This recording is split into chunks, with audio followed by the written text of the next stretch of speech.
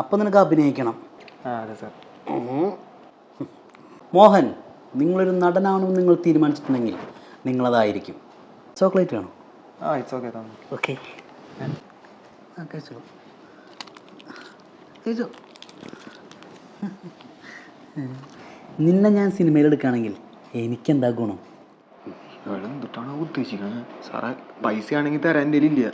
പിന്നെ അഡ്ജസ്റ്റ്മെൻറ്റിന് പറ്റിയ പെണ്ണുങ്ങളൊന്നും എനിക്കറിയില്ല. അല്ലടാ, നിനക്കെന്താ ചെയ്യാൻ പറ്റുമെന്ന് ഞാൻ ചോദിച്ചേ. എന്തിനാണപ്പോ പോയാ? ഇത്ര വലിയ ഡയറക്ടർ വിളിക്കുമ്പോ ആരായാലും പോലേ. കൈയെടുക്ക് സാറേ.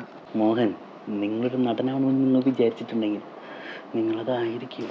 എന്നിട്ട് എന്തിട്ടുണ്ടായ? തോട്ടേന്ന് കൈമാറ്റി ഒറ്റപ്പിടി റോബസ്റ്റില്.